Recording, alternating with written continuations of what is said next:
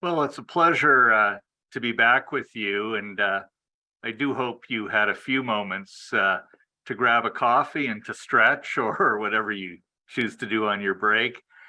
Um, I now have the pleasure of moderating a conversation about how we can co-create a competitive, inclusive, and sustainable economy in Alberta. Now, in recent months, we've seen a recovery in commodity prices, and there's been certainly more activity on the diversified front within our market. But however, I would say we are still feeling the effects of inflation and volatility, and we continue to work through a number of challenges, particularly as we contemplate an evolution in energy, as I'll call it. Now, we've designed this discussion to get back to the basics and talk about our opportunities.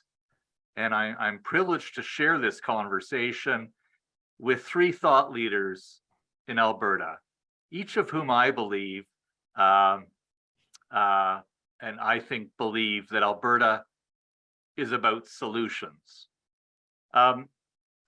If you wish to learn more about each of our speakers, their bio is available on our ASC.ca website on the ASC Connect 2022 page. Format is that each panelist will provide opening comments of approximately 10 minutes or so, sharing their views on what is possible. We'll then move to a Q&A session where the panelists will answer questions, including those from you, the audience. If you have a question, please do share it through the Q&A function at the bottom of your screen. We'll do our best to get to as many of the questions as possible. Please include your name, so if we're not able to answer your question, we will follow up with you afterwards. I guess now would like to introduce Adam Legge, who is the president of the Business Council of Alberta, to share his opening insights. Over to you, Adam. Thanks, Dan. Good morning, everyone. Welcome. It's a privilege to be here with you this morning to talk a little bit about some work that the Business Council of Alberta has done in the past year or so. It's a project that we have released in June called Define the Decade. It's a 10-year prosperity vision and economic development plan for Alberta. It seems to be like landing at the perfect time, really to begin those conversations about what is that long-term future for Alberta. And as Stan had said, we very much agree that not only is Alberta a place of solutions, but Alberta really does have a tremendous set of opportunities ahead of us.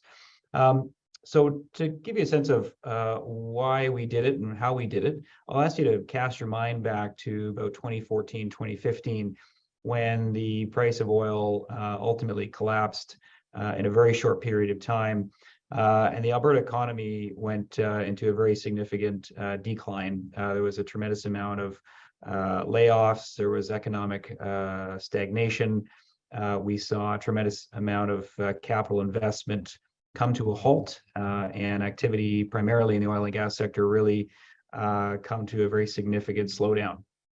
And that persisted for a number of years. Then comes 2020 with a pandemic, which ultimately created a tremendous amount of both public and economic impacts associated with that. As the days of the pandemic continued on, layered on top of some of the economic challenges that Alberta had been experiencing over the previous sort of 6-7 years, many people began to ask this question of, well, gosh, are Alberta's best days behind us? We saw oil prices head into negative territory during parts of the pandemic, and knowing that that was so much of our economic engine in the past, there were people who were musing about our Alberta's days numbered in terms of what it's traditionally had as an economic engine. And you began to hear a lot of malaise, a lot of concern, a lot of uncertainty about the future of Alberta. And we were having a number of conversations in our own organization. It was at a board meeting mid-period of the pandemic or so that we agreed that this is something that we don't believe in. We believe Alberta has a tremendous amount of opportunity ahead of us. And in fact, it was Nancy Southern, who was on our board, said, look, I do business around the world in the multiple industries. And quite frankly, what the world needs now and into the long term, there is no better place in order to do that work and to deliver those solutions in Alberta. We just need to define the decade, and we need to be very purposeful about our future. And so that term, that notion of defining the decade, this is Alberta's decade, to really solidify our path, to solidify our vision, to solidify our future, became ingrained in this project. And so we embarked upon a 12-month journey of a number of pieces to define really two pieces: a vision for Alberta by Albertans, and an economic development plan to achieve that. We really wanted to get to a core understanding of what Albertans wanted as part of their future. And so we embarked upon what we believe to be one of the largest public engagement processes outside of an election campaign in recent history. We spoke to well over 2,000 Albertans in a variety of means through consultations, focus groups, roundtables, and then we had many conversations with a variety of different industry and business stakeholders and community stakeholders. We had conversations with high school students, post-secondary students, Indigenous elders, business leaders, folks in Alberta from north, south, east, west, rural, urban, you name it. It was a very, very comprehensive perspective. And that was really to understand the answer to one question, and that was, what does a good life look like to you in 10 years? And remarkably, no matter where we asked that question or to who we asked that question, three themes really became very relevant and apparent. And that formed the basis of our prosperity vision, which is that Alberta needs to be a place of belonging, opportunity, and solutions. And very much to the point that Stan said in his opening remarks. So Alberta needs to be a place where no matter who you love, where you come from, who you worship, that this is a place you can find and build community. It's a place where you are feeling welcome, you have a sense of belonging. It's a place of opportunity where those that are wanting to roll up their sleeves can find opportunity in work. It can be an entrepreneur, they can develop ideas into something commercial or exportable. And finally, we're a place of solutions. The challenges don't rest long in Alberta. We love to get down to work and develop the solutions to the challenges that we see in front of us. And whether that is finding a cure for hepatitis C, whether that is separating sand and oil, whether that is figuring out how to drill horizontally underground 1 kilometer deep, those are the solutions that are being developed here in Alberta. And so Albertans had a bit of a different view depending upon how they wanted to achieve that vision, but they're ultimately aligned in those three elements: a place of belonging, a place of opportunity, and a place of solutions. We then went to industry and the community and said, how do we achieve this vision? What do we do to put this in place? And we undertook a variety of research. We looked at Alberta's economic base, its demographic base. We looked at the competitors that we have out there globally. We looked at the trends and forces that are being affecting Alberta and its future, both economically, socially, politically, technologically, environmentally. And then we also commissioned the Canada West Foundation to do a piece of work on Alberta's place in the world from an export and global geopolitics standpoint, and brought all of that together and really took a bit of a different approach. Most economic development strategies pick sectors. We'll pick the energy sector, we'll pick the transportation sector, we'll pick the financial services sector. We tried to do something a little bit different. If Alberta is going to be a place of solutions, we said, why don't we align our economic and prosperity strategy to some of the areas where Alberta can best deliver solutions to the world's greatest challenges. So we looked at some of those areas where the world is needing big solutions, big ideas to tackle some of our grand challenges, and looked at where Alberta has strengths, capabilities, and assets, and where do those two intersect. And we developed a series of what we call prosperity missions. The first one is feeding everyone healthy and sustainable food. The second is energy solutions, low carbon energy, materials, and minerals. And the third is healthy lives, medical and wellness advancements. Now, I know you're probably thinking those sound very similar to what could be the agriculture sector, the energy sector, and the medical sector.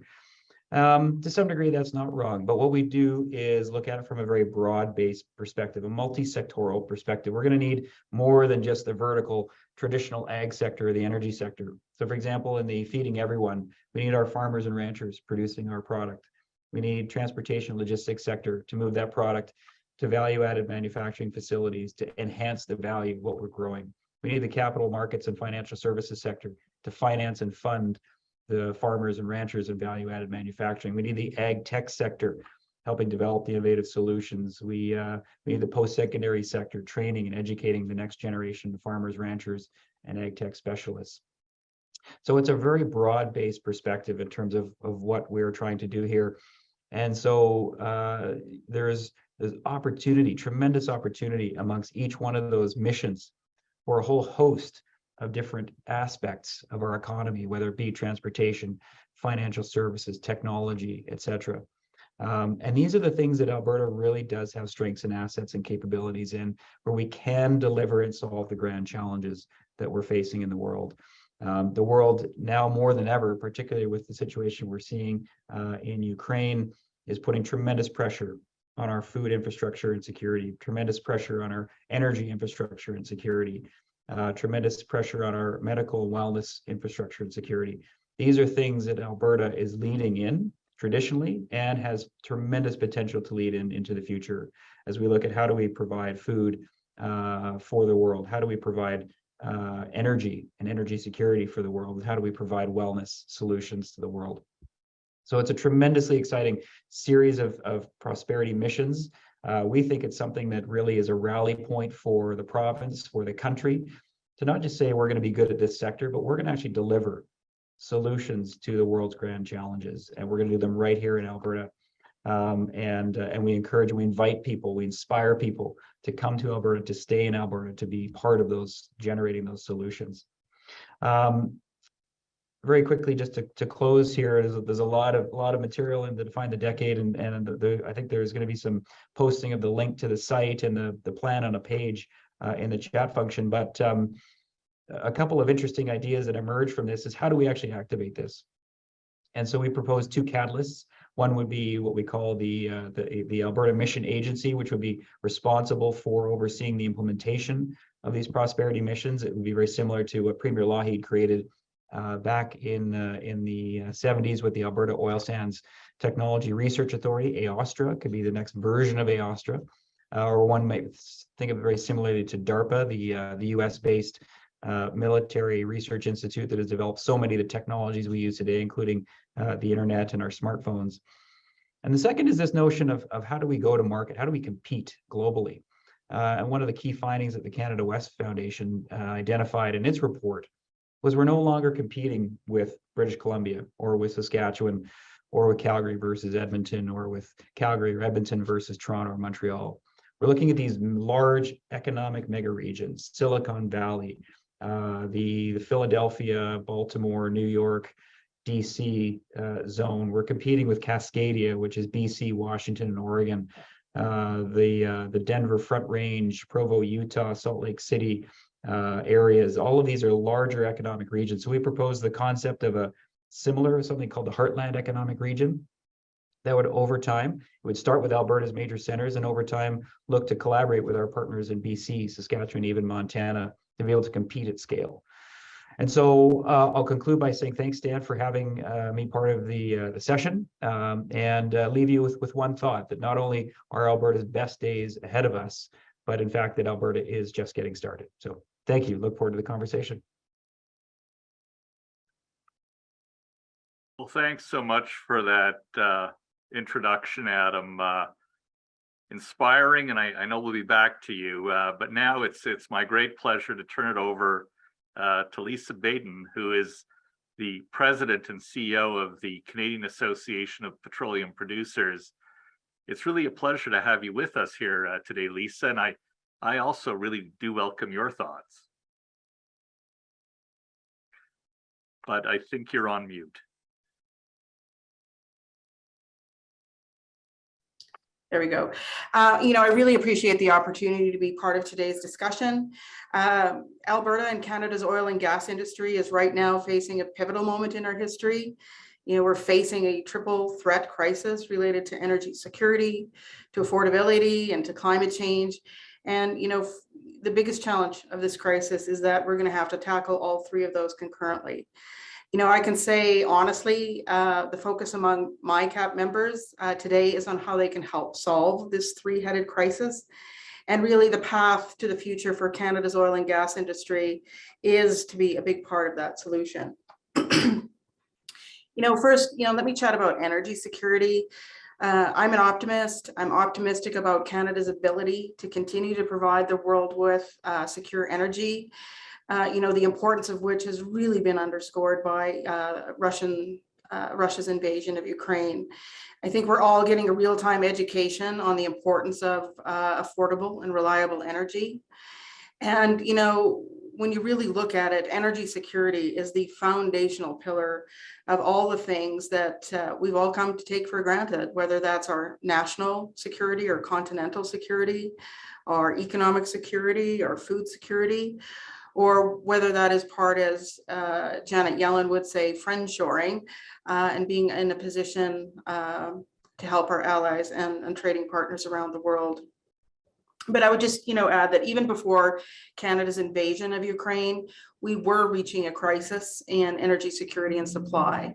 We had years of underinvestment in oil and gas, and that meant that as the world emerged from COVID and as economies rapidly came back to life, our supply of oil and gas could not keep up with rising demand. Russia's actions have turned what was a rising threat at the end of 2021 into a global energy crisis. And a vast supply of oil and gas has been made unavailable to much of the Western world through constraints compounded by global sanctions against Russian energy. But here in Canada, we have a relatively small population, but we have the third largest oil reserves on the planet, larger than Russia's reserves, along with some of the most prolific economic gas fields in the world. And Canada has the potential to take market share from Russia and become the preferred global supplier of responsibly produced energy for decades to come. And as capital leaves the energy market in Russia and potentially other authoritarian regimes, Canada can proudly offer a safe landing for that investment now. If we can just get more of our Canadian resources to market and capture more of that global market share from countries like Russia or Saudi Arabia or Iraq, in this next era, we could position Canada as a global energy leader, providing lower emission energy around the world for decades. The second challenge, is centered around energy affordability and availability. The price at the pump, the cost of heating our homes, as well as the rise of the price of groceries. It's all impacted by the price of oil and gas, which has risen due to the global shortage of supply, made worse by Russia's invasion of Ukraine, and compounded now by recent actions by OPEC.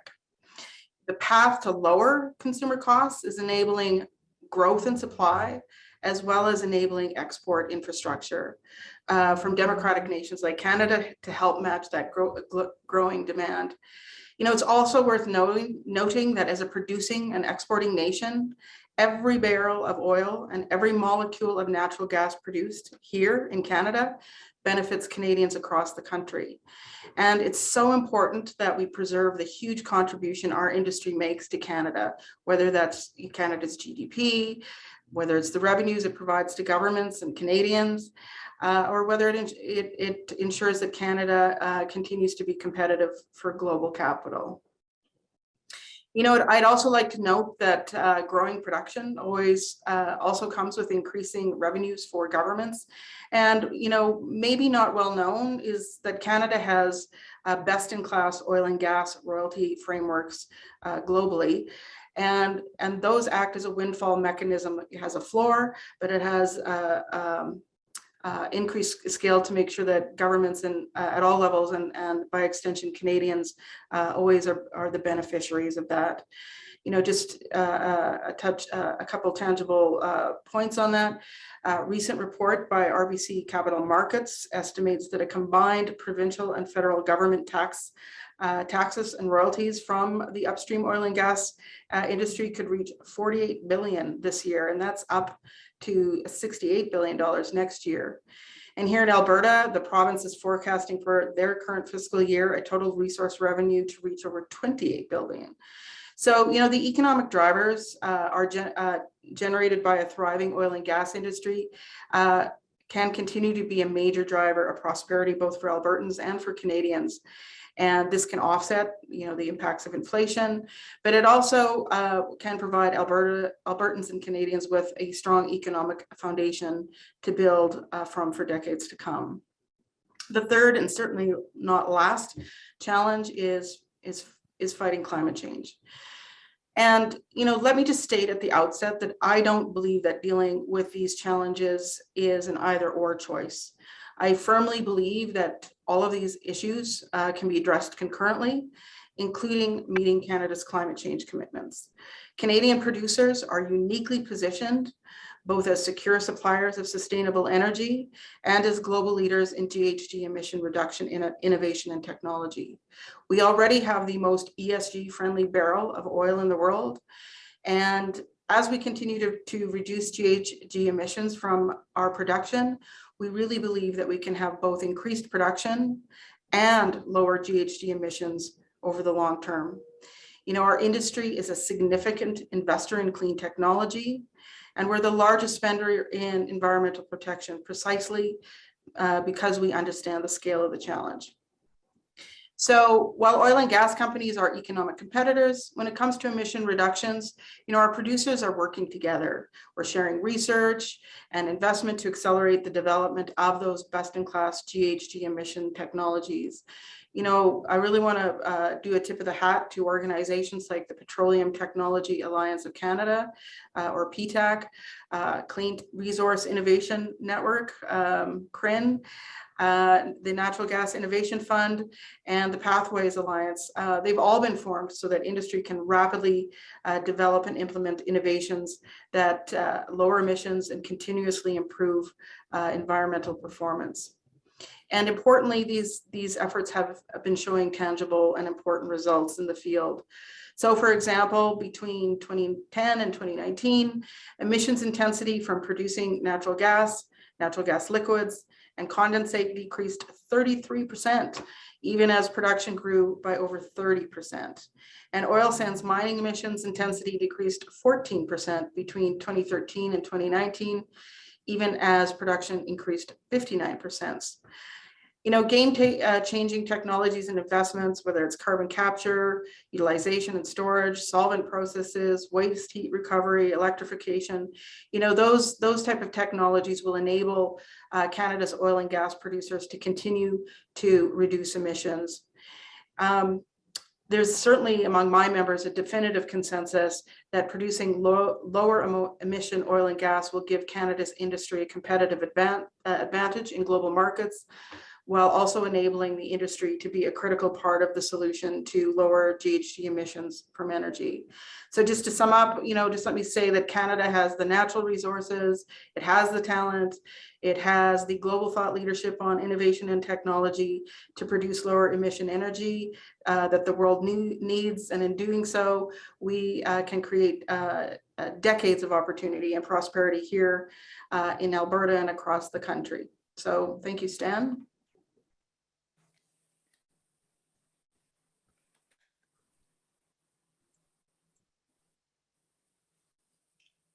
Well, thanks for that, Lisa. Very, very thoughtful opening remarks, and really appreciate them. It's now my pleasure to really introduce our last panelist of this morning's panel, Evan Siddall. And Evan is the CEO of the Alberta Investment Management Corporation, fondly known as AIMCo. And Evan, over to you. Your thoughts are welcome. Thank you, Stan. I feel like I should brag about the distinction I have in choosing Alberta. Many of you, and I know Stan, you did too, part of your career. Many people are, of course, many people are born in Alberta, remain there, but I'm proud to have chosen Alberta. And I think that's important because I think it is a great place to do business. Now, I happen to live in Edmonton, and my friends from back east were happy for me moving west to Alberta because they thought I'd be by the mountains. It turns out that Edmonton looks a lot more like Saskatchewan than what Easterners think of Alberta, but I'm delighted to be there. Delighted to be here. Actually, I'm in Barcelona right now, but I'm delighted to make Alberta my home. And I'll tell you, none other than Tiff Macklem said to me when I joined AIMCo, you know, Canada needs more of Alberta. And I think that's very, very true. And it's an approach we're taking in reimagining AIMCo. And that is putting the Alberta back in AIMCo. And I'll tell you what I mean by that in a moment. AIMCo manages pension endowment funds and some other funds, some government funds, including the Heritage Savings, the Alberta Heritage Savings and Trust Fund on behalf of the province of Alberta. We also manage money on behalf of other clients, about 12 clients with different pools of funds totaling around $160, $170 billion. That makes us an investor at scale and with a long-term orientation, and that is a different perspective than most investors who are looking at opportunities moment to moment. And I think that gives us a perspective to look at not just Alberta, but in particular the issues around climate change. And holy cow, what a difference a year makes. I'm on my way to COP27 in Sharm el-Sheikh in about a month. A year ago, COP26 in Glasgow, there was much gnashing of teeth around the Global Financial Alliance for Net Zero, where a whole lot of people, a whole lot of CEOs signed up for net zero commitments that in hindsight, some of them are regretting and some of them are actually pulling out because they realized that when regulators asked them to actually detail these commitments, there wasn't much there. And I'm not in favor of writing checks I can't cash.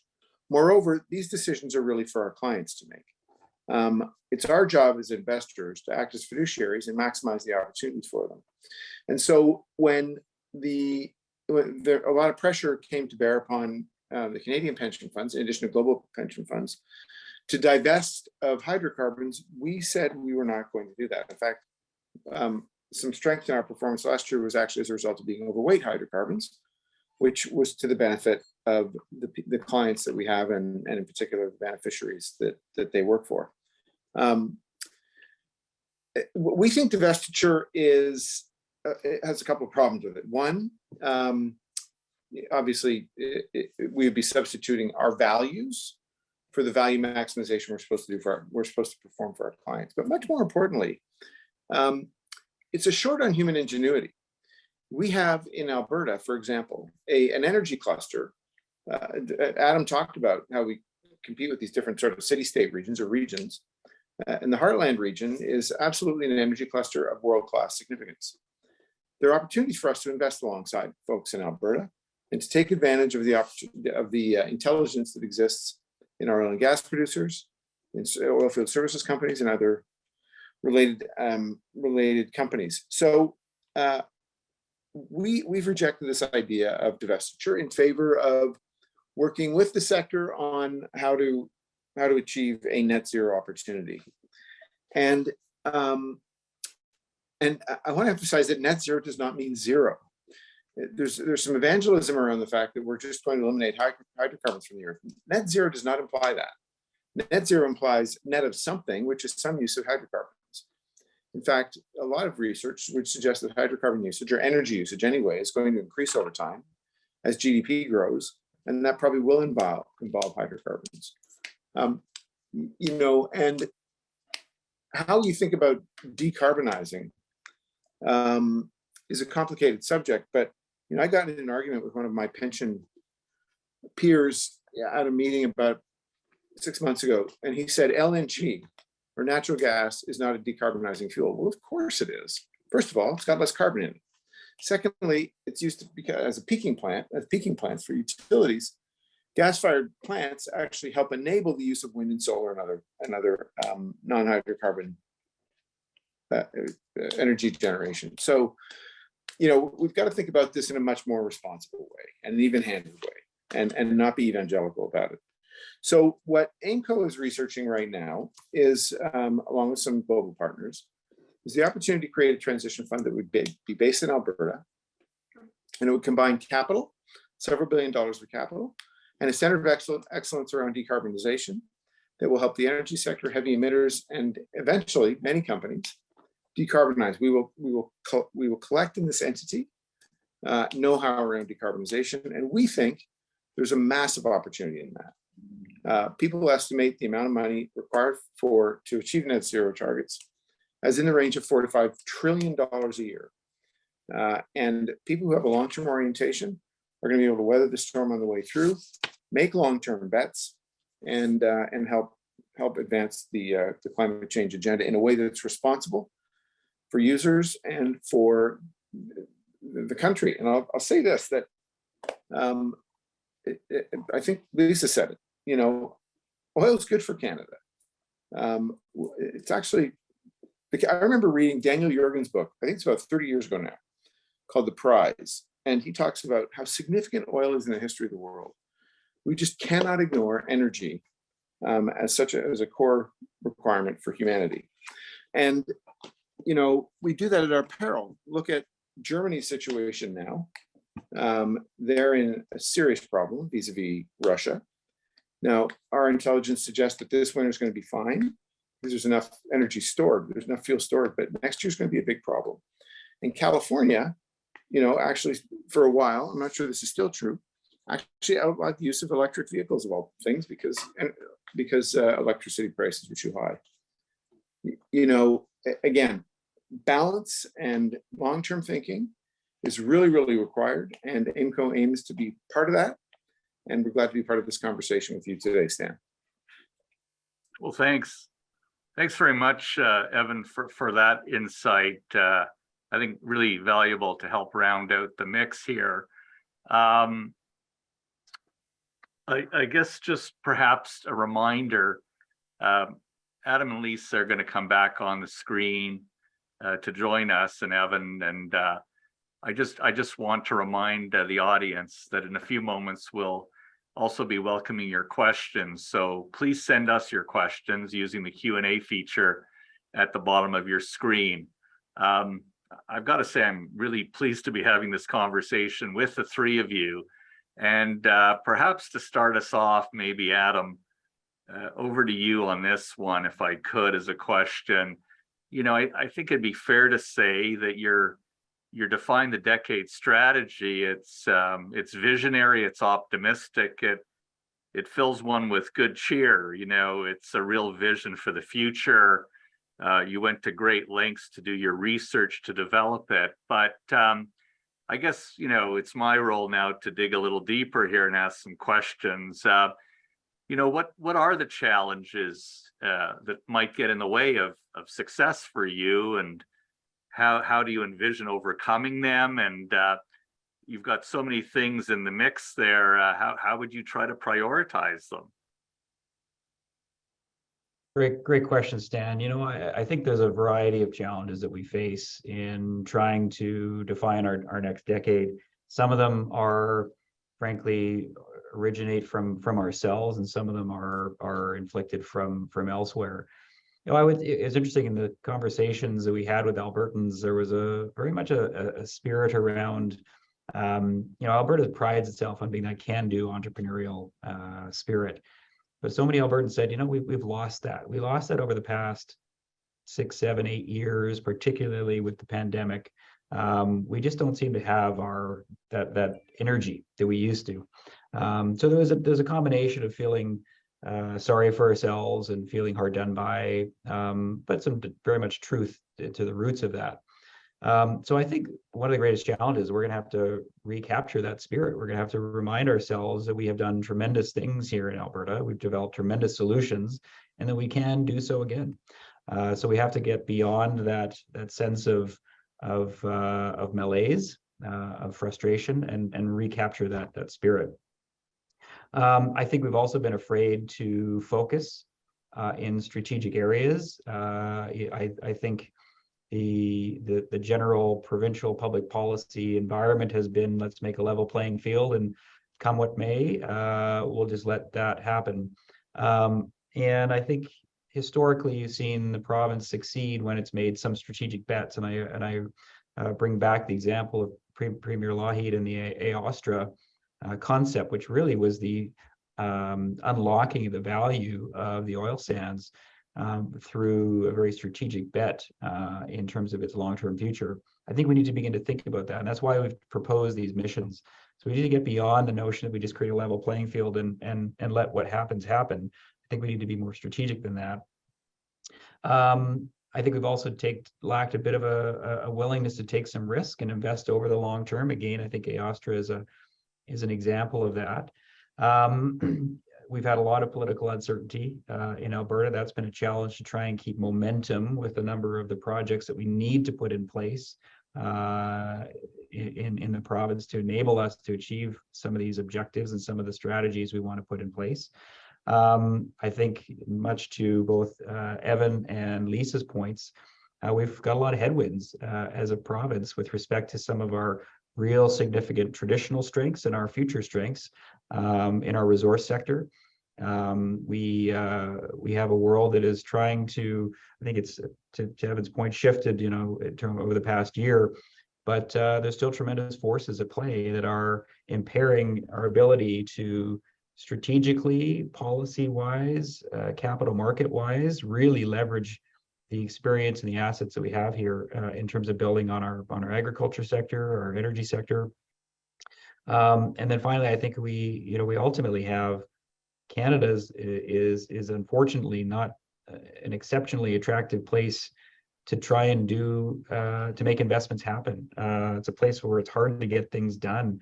Critical infrastructure is missing in terms of access to markets. We have a lot of layering.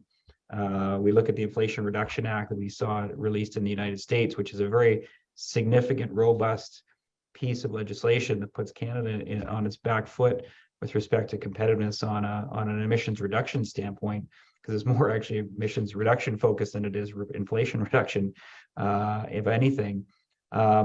And it's very much a carrot approach, whereas Canada, we're taking a little bit too much of a stick approach. And then finally, I would say the talent and people.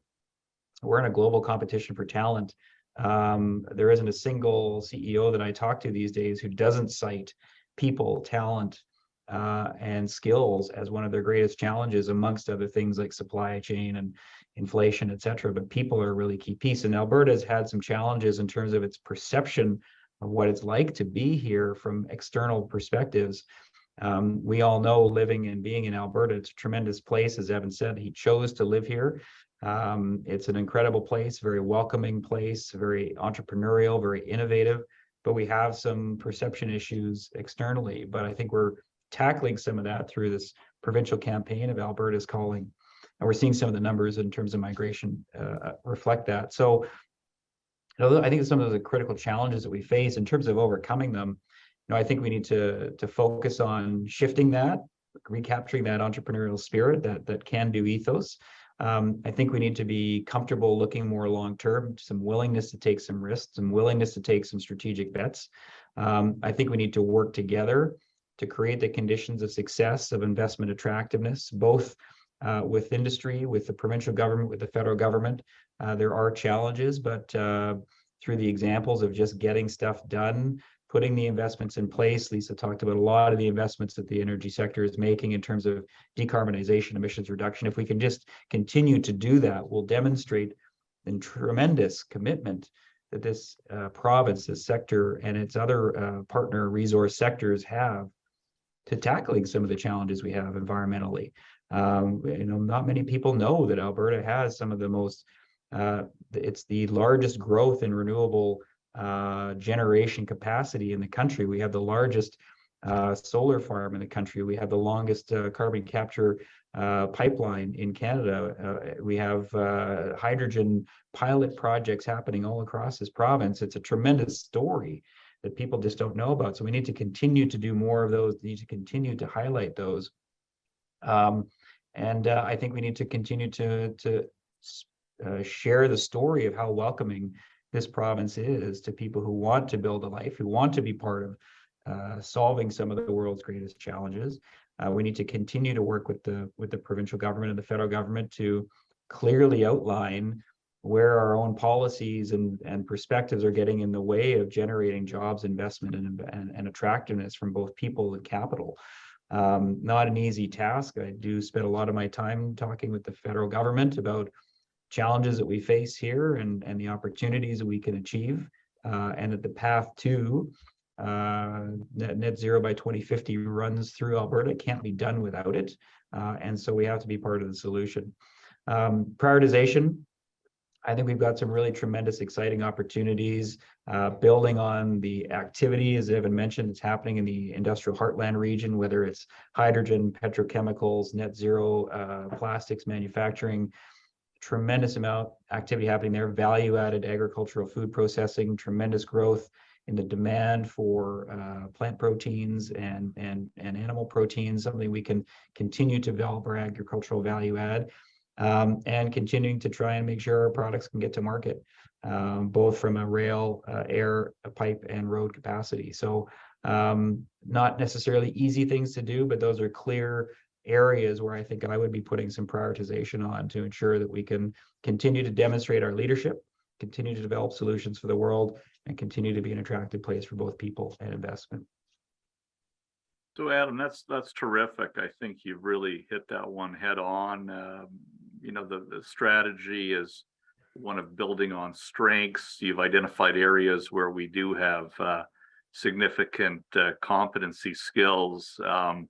And you've also talked about, I guess, the challenges in terms of converting those into the real opportunities they should be. Maybe just one follow-up question, if I might. You know, I don't know how many people actually are aware of the Business Council of Alberta and the work it does. And, you know, I'm just curious if you might just spend a moment about kind of what led to your creation, and maybe more significantly, how do you feel about your prospects of connecting to the right folks to realize this vision? Because it's terrific. It'd be a real shame to just see it kind of gather dust on a shelf as a good project. How do you feel about your ability to connect to decision makers here to advance this? I'm actually increasingly optimistic by the day, Stan. We spent a tremendous amount of time with provincial and federal governments before the launch. We met with about 50 to 55 senior government leaders, ministers, deputy ministers, et cetera, prior to launch. Tremendous amount of reception to it. Very much aligns with, and it was intentional to align with the strategies of the government of Alberta through its Alberta Innovates or Emissions Reduction Alberta, to align with federal government, whether it was with Prairies Can or ISED. Some of these, so these prosperity missions are well aligned to local, provincial, and federal economic development strategies. And so there's a high degree of reception. I've spent the fall rolling this out with my colleagues. I've been in Edmonton multiple times presenting to post-secondary boards of governors. I've been presenting to corporate boards of directors. I'm heading to Fort McMurray next week to talk to their small business community during Small Business Week. I'm speaking to a team of deputy ministers next week on this project and on these concepts. So I think what is heartening is there's tremendous resonance around this concept of the missions. People are embracing this. They love this concept, that it's actually something inspiring about Alberta's future. And we're getting good uptake in terms of how do we actually activate some of the ideas, particularly the mission agency and the Heartland Economic Region. How do we've got groups from Invest Alberta to, as I say, Prairies Can, talking about Alberta Innovate, saying how do we actually become the entities that are going to be leading these kinds of initiatives. I think we still have work to be done in Ottawa, to be honest, about continuing to advance these ideas and the opportunities that exist in Alberta, and how do we make sure that these do actually happen from a policy and a streamlined and a enabling standpoint.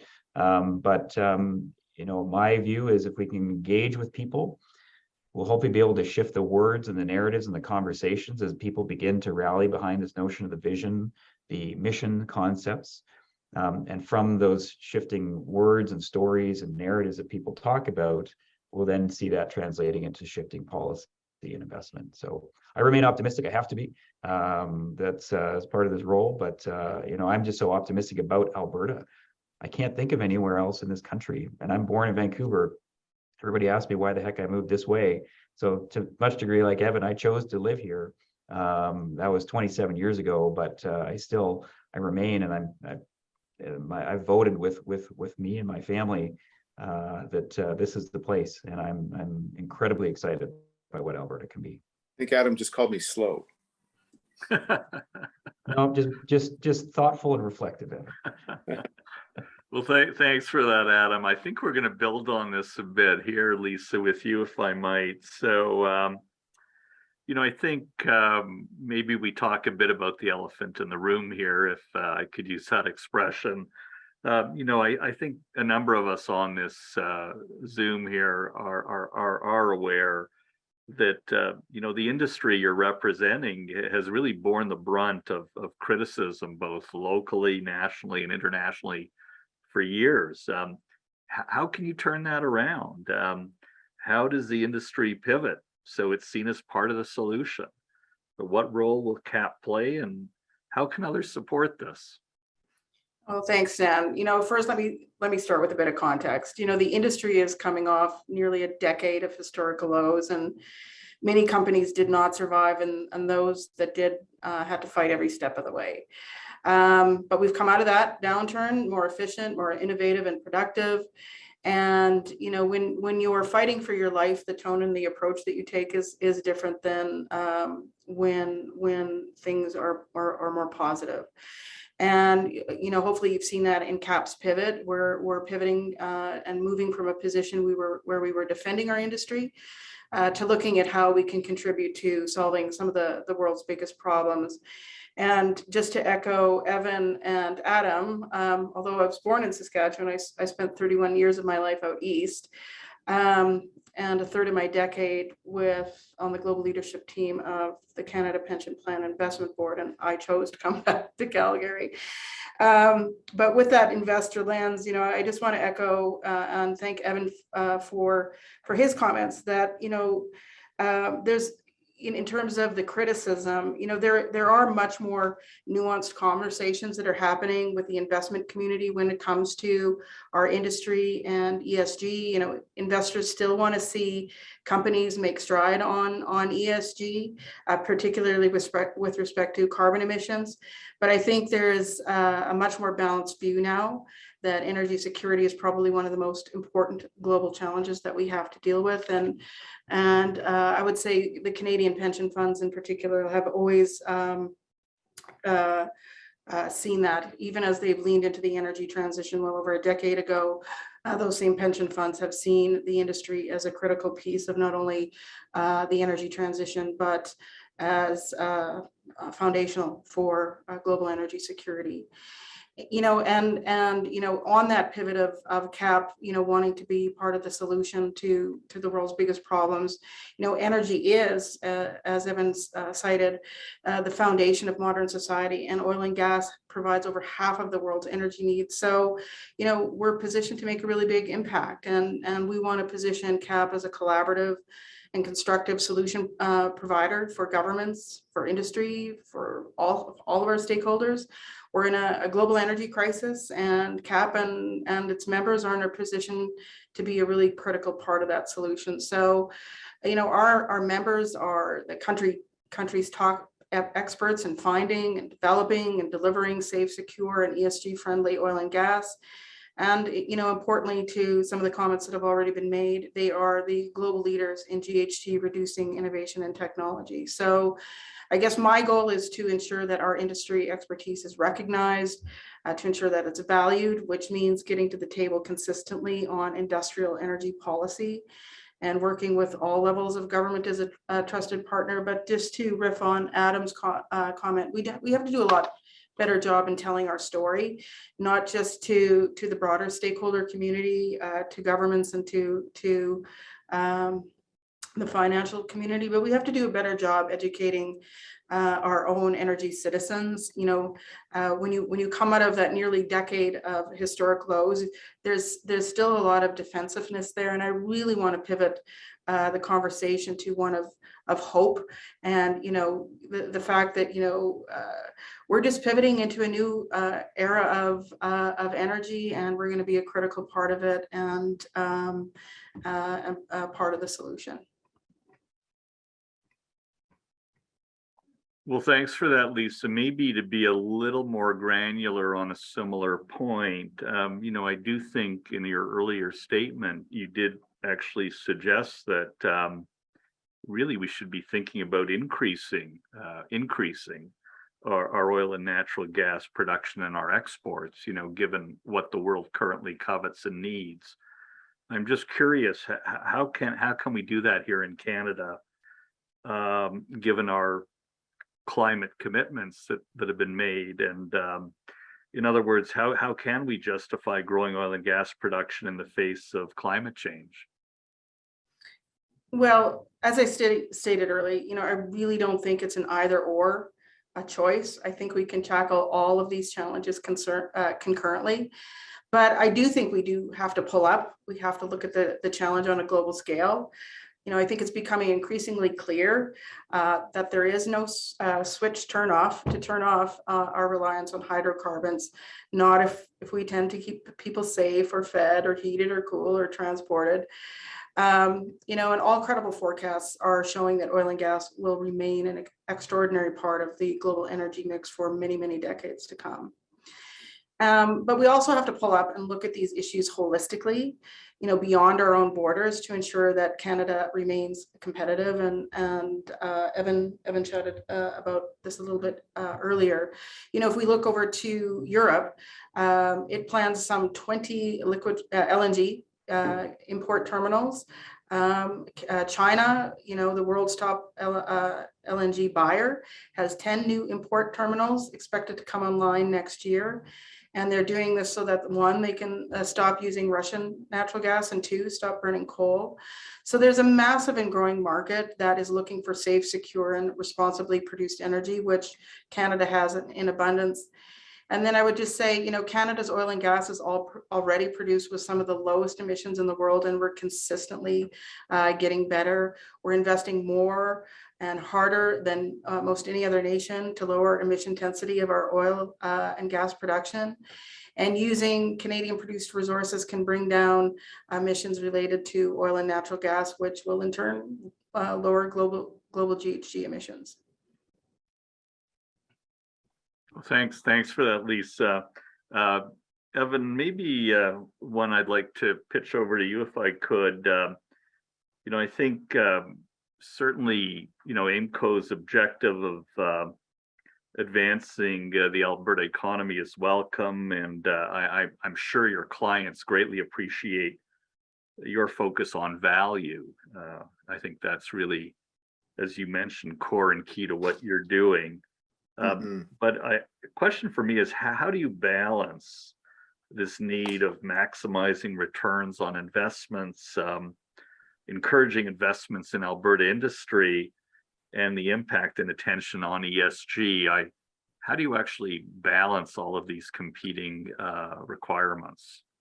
Yeah, my answer reminds me of, and I'm sincere in my answer, but my answer reminds me of somebody once said the difference between the great apes and humans are twofold. One, opposable thumbs, and two, the ability to rationalize any decision. So I'm about to rationalize it, but I actually think and I'm rationalizing it, Stan, because I have to. We are fiduciaries, and our clients are asking us for ESG standards. But I'm also rationalizing it because it's rationalizable. And in the long run, well-managed companies are sustainable. They focus on the environment and climate change and impending carbon costs. Prices on carbon are going up.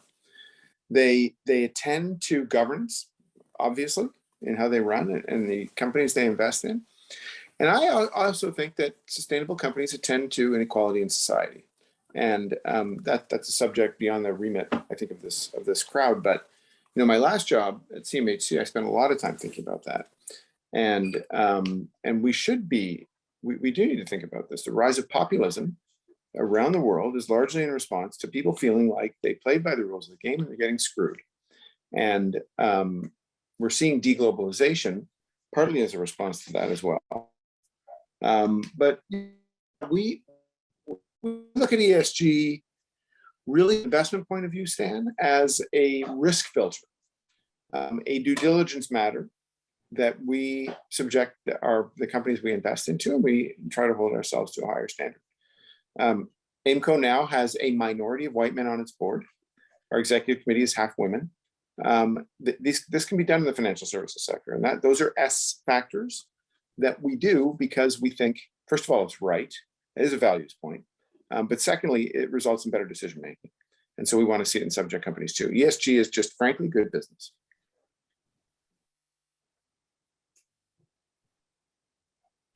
Thanks for that. I'm now, if you'll indulge with me, I'm going to turn to some audience questions we're receiving, and very thoughtful. This one, I'm going to open up to any takers. I hope somebody will rise to the challenge. But generally the feedback we're getting through the audience and the chat is that love the Alberta focused economic plan, but can't help but wonder how we really do this when there appears to be such pushback federally.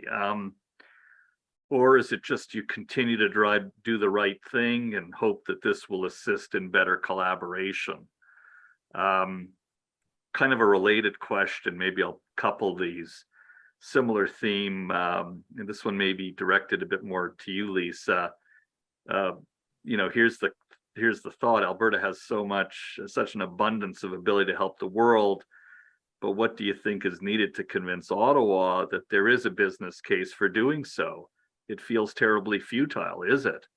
Do you see the same thing, or is the media feeding the general public continued bad news?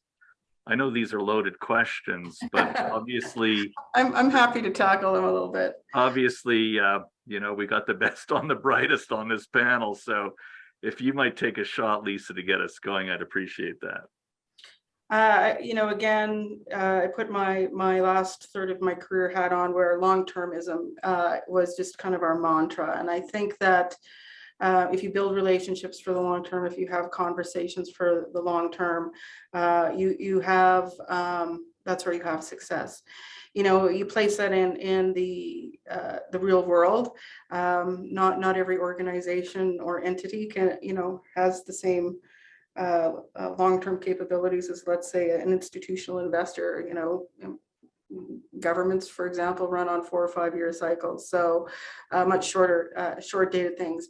I would say on the first part of your question, I just, in my conversations with governments, both federally and provincially, I fully recognize that there are issues that need to be resolved between governments.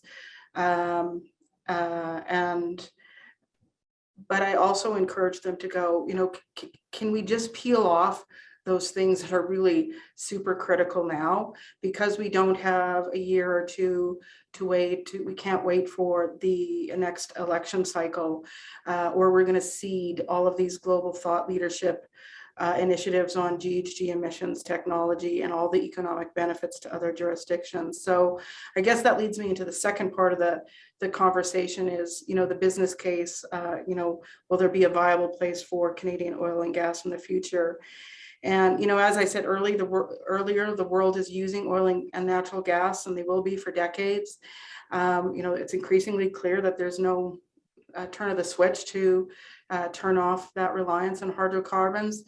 And I think the key to Canada's future will be the ability of our industry, in partnership with governments, to quickly advance new technologies to continue to reduce GHG emissions. But for governments to provide regulatory certainty, to provide investor certainty, as well as be a partner with industry to invest those critical investments in GHG technology and innovation. And really important on that is we have to ensure we're looking above the parapet, and we have to constantly ensure that Canada is competitive across all of those key dimensions with other jurisdictions. We just look at the US and what they just recently announced on CCUS. It's a buffet of carrots, not sticks, in attracting global capital to make all of this possible. So, we really need to be careful that we don't see both Canada's global GHG innovation leadership position and the related economic benefits to other countries. And that's really going to be a partnership between industry, governments, and the investment community. If I can add, Stan, if I may, we've got to fight battles we can win. And Lisa referred to the fact that there's this timing consistency problem between the transition itself, which, Mark Carney says is going to happen at the scale of the industrial revolution, the speed of the digital revolution. It's a massive, massive thing. But that's going to take place over an extended period of time, probably a generation. Whereas we're in 2 to 4 year election cycles. That's a battle. I actually think that probably isn't the skirmish ground. There are civil servants in Ottawa, though. We're very interested in this problem and very interested in helping us solve the problem. So the Canada Infrastructure Bank will offer concessionary capital to these projects. We plan to access that. The Growth Fund, I think, is another $5 billion that Michael Sabey, the Deputy Minister of Finance, is working hard on. This concessionary capital is available to us now. That may make projects that otherwise would be more values oriented acceptable for us to invest in. And as Lisa said, you want to match your argument with the opportunity, and it's long-term investors. It's just one area where I think progress can be made. Well, thanks for that. Somewhat related question, very, very timely, I guess, is that, and I don't know if you saw this, but supposedly, I guess, Deputy Prime Minister Chrystia Freeland said in Washington this week that Canada must fast track energy and mining projects to help our allies with their energy needs and in order to assist in manufacturing electric vehicles. What specifically does Ottawa need to do to enable further investment in energy? What projects need to be supported? Anybody want to chime in on this one? Maybe I'll start and I'll toss the ball to Evan. And we'll get you into Adam. Yeah. As I said earlier, we really need to focus on a balanced global energy mix. And we need to enable growth in supply. We need to enable investment in GHG emissions, reducing innovation and technology that makes that supply even more ESG friendly. And importantly, we need to invest in export infrastructure. And then I'll turn it over to the investment side of the equation on that. Yeah, I agree with all of that, notably transportation infrastructure. Of course, this is the federal government that invested in Trans Mountain to make sure the project occurred. Different finance minister, but both finance ministers have now signaled some support for this. But as Adam says, the red tape around massive projects is really, really difficult. And that's an area where the federal government can provide real sponsorship. And I know Adam's talking to people in Ottawa about that. And then again, as I said, carbon capture and storage. So fast tracking those sorts of, concessionary capital. Those sorts of things can make CCUS more economic and improve the quality or the perceived quality of our hydrocarbons on the world stage. Can I just add quickly that, virtually all of our exports, our oil and gas exports are to the US due to that limited kind of export infrastructure. And, as a result of that, getting back to the other issues that we've been talking about today, and somebody mentioned a business case, another element to that business case is because we have a limited international market access, we're a price taker. And so instead of a price setter, so just add that additional thought. Thanks, Adam. Any thoughts you have on this subject of what we should? Yeah, absolutely. fast track? I think building this question with the previous one, there definitely are some policies that are specifically affecting fossil fuel production and export in this country. But I think the thing to note is that so much of what is baked into national ambition plans, targets, etc., has implications for both our fossil fuel, our oil and gas sector, but also for the transition and low to zero carbon future around everything from renewables to hydrogen, electric vehicles, batteries. I think what we've been making very clear ever since the emissions reduction plan came out, and I think to their credit, government is getting the point, is that they know that their existing processes, whether it's approvals of anything from pipelines, like electrical or utility projects, so interprovincial ties, etc. Mining operations are to be associated with rare earth minerals or those other ingredients to Canada being a battery player, are all going to bump up against federal process, and they're all going to bump up against regulatory approvals. And the way it is now, whether it's a pipeline or an oil and gas project or a critical mineral project or hydrogen project, they all go into the same process. And they have recognized that process is far too slow. So I'm optimistic that this stuff is going to change out of necessity, because it has to change. If Canada wants to live up to its ambitions to be more leading in some of the low to zero emitting energy sources, we're going to have to, by necessity, change the process that gets to the approvals of these projects that are going to be able to make this thing happen. And so I know that they've acknowledged it's an issue. They are moving generally at the pace of government, which will probably be too slow. But the changes that we need are, as these projects go into a regulatory framework, the problem is, A, it's too uncertain, and B, it's too slow. So we need to look at ways in which we can expedite, to Deputy Prime Minister Freeland's comments of 2 days ago in DC, which I think are absolutely bang on. We do need to be there for the world with energy stability and security and optionality, and we need to make it happen faster. So we need to revamp the process such that it is more certain. As Evan would know, how many boards of directors are going to approve their CEO to go and spend billions of dollars on a project and a process and an application that is highly uncertain at the end of that, at the very end of it, after all the due diligence is done and checks have been done and its studies have been done. It's still a highly uncertain, politicized decision.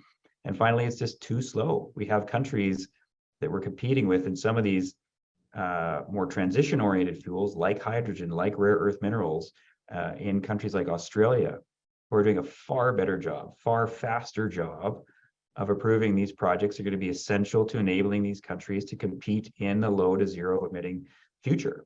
So we have to up our game out of necessity.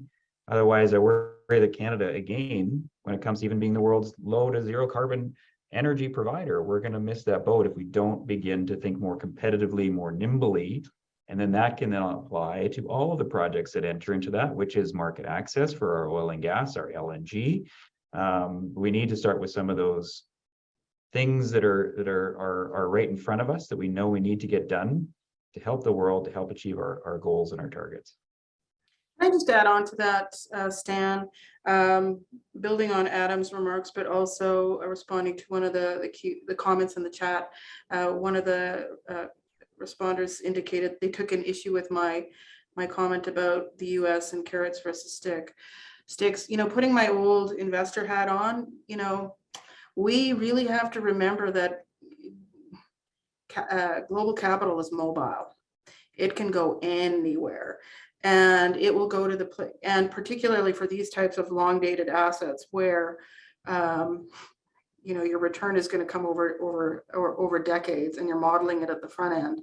You really need to be certain of the regulatory certainty, and if there's incentives there, it's going to go there. So we need, you know, regulatory certainty, we need investor certainty, and we need the right incentives, and we need to be competitive globally across all of those three dimensions if we want to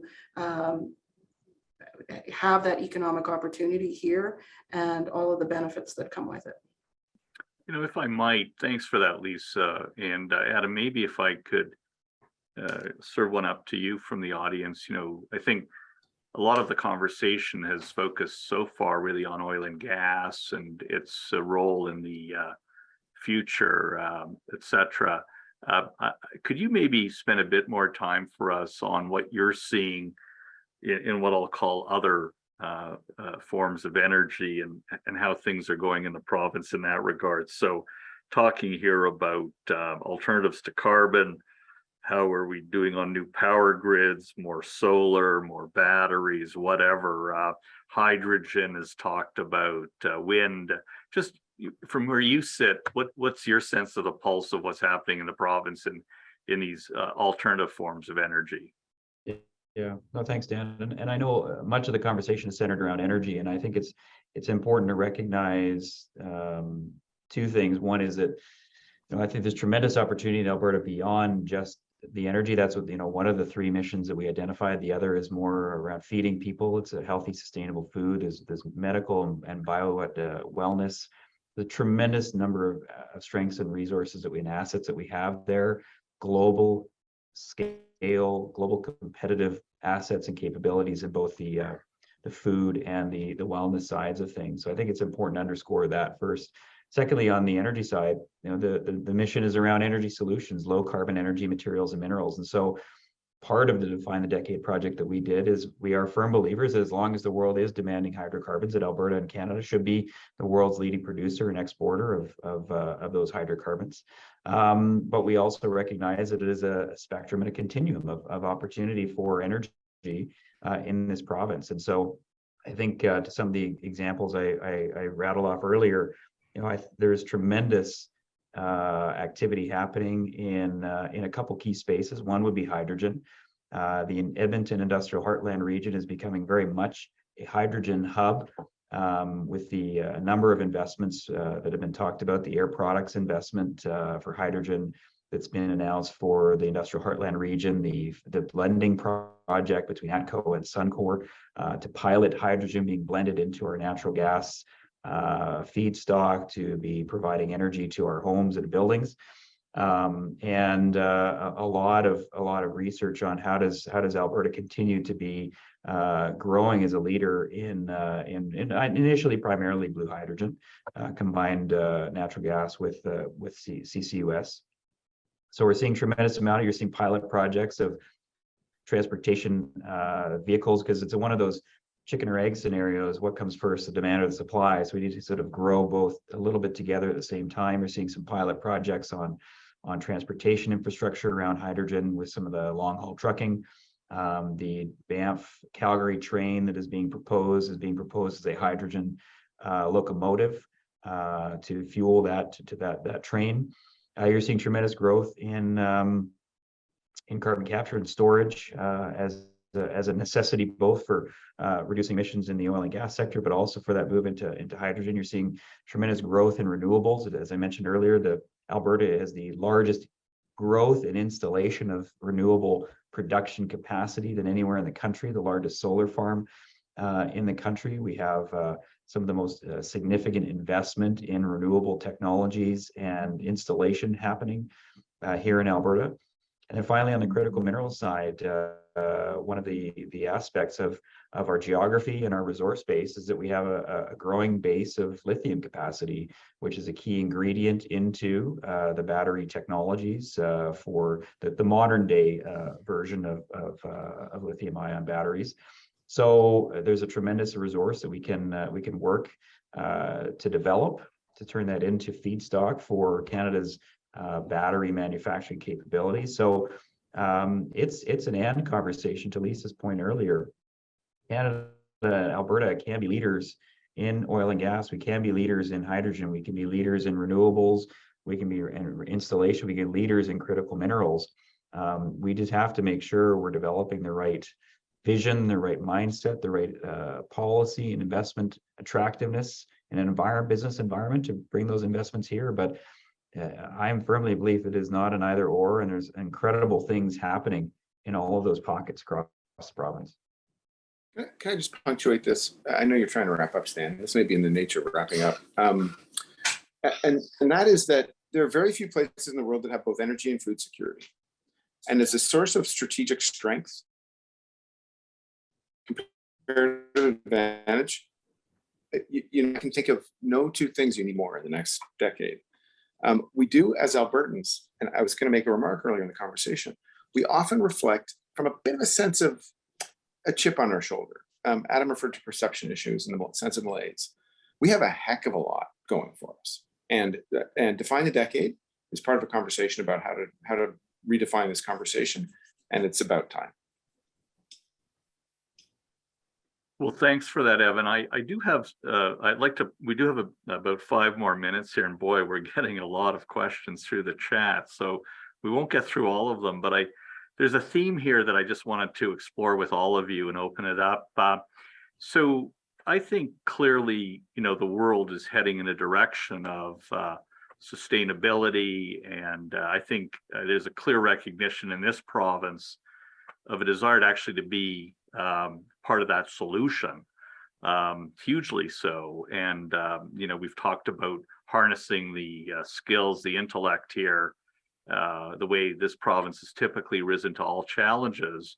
But I guess the one question for me now is looking at the really broad picture is, I think it might be fair to say that there had been a lot of momentum in the climate change aggressive direction. And, unfortunately, like a lot of things in world history, you sometimes get a shock, an unexpected black swan event like Russia-Ukraine. And it just raises for me this big question, like, even though directionally you're moving in a particular way from policy point of view, but suddenly you have an unbelievable wake-up call in the world, isn't it almost incumbent on policymakers to question whether or not what they had kind of committed to is necessarily and unequivocally unhinged the way to go forward?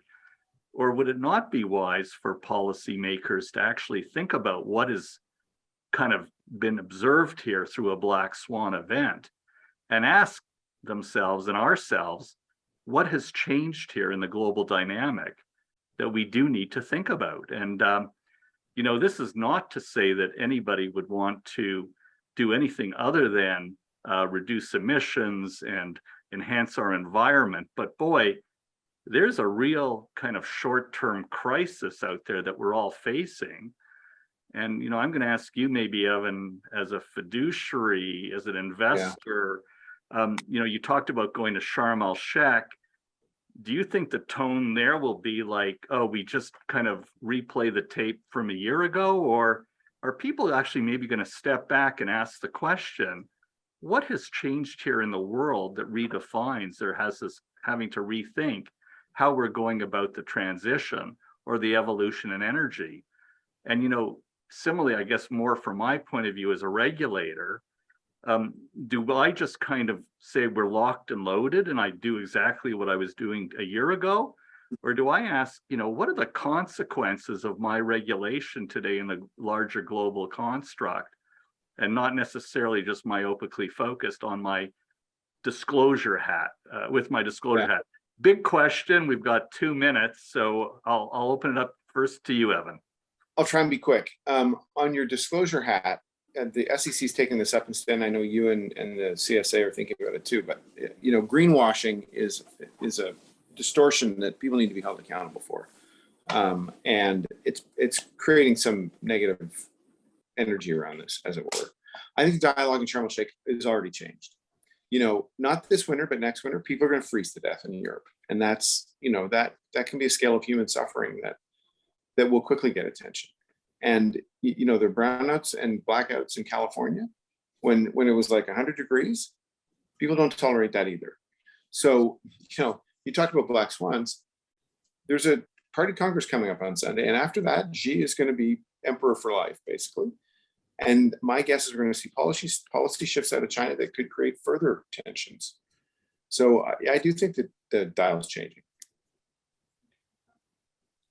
I would just agree with that. The dialogue is changing. You know, we're definitely seeing a much more nuanced conversations. You know, again with investors, with governments, and I go back to what I said before. You know, the pathway forward on this is, you know, putting your long-termism hat on. You know, building relationships for the long term, thinking for the long term, having conversations for the long term, and you know, for everybody involved in this conversation to take the either or out of the conversation and just like, how do we solve all these things concurrently? They can be all solved concurrently together. Maybe we have to tweak things here or there, but you know, it's not a choice between one or the other. They can be solved together, but maybe it's just, you know, tweaking trajectories or things like that. But they're all important, and they're all solvable concurrently. Thanks, Lisa. Adam, last word to you. Thanks. Yeah, I would say I would go with the latter. We need to be more flexible. We need to be more nimble and adapting to global realities. I think this is a black swan event, and I think we're likely to see more of these happening environmentally, geopolitically, technologically. So once we pick our strategic spots as a province, as a country, we need to ensure policy and investment flexibility so that we're not trying to be overly prescriptive, and instead, focus on the outcomes. What do we want to achieve? Whether if it's emissions reduction, then fine, then let the private sector choose how it's going to deploy that, embedding and enabling a lot of the technology, the innovation that can happen from our incredible tech community, and let us be nimble. I mean, the challenges with some of these things are big capital projects that take years and billions of dollars, so it's hard to be, you know, switching on a dime here. But ultimately, we need to enable the private sector capital to move nimbly and not be so locked down in prescriptive policy environments. I think that's where the US excels and where Canada does struggle. We typically try and be a little bit too prescriptive in what we're developing as solutions. So I would say nimbleness, flexibility. I'm a big believer in Salim Ismail and exponential organizations, and the notion that we have to just chart a bit of an outcome dashboard and then be nimble and adapt as the environment changes and enable our policy and investment environment to respond. Well, with that said, then I see the clock says we're kind of out of time here. So I must say I wish we had a lot longer to carry on the conversation. But I think it's time to wrap up what I think's been a terrific discussion. Adam, Lisa, and Evan, thank you for joining me today and for sharing your perspectives. A lot of food for thought, and let's hope we don't end the conversation here. As I said at the opening, I hope people will take a lot of thoughts away here, and let's try and activate some of this. Terrific.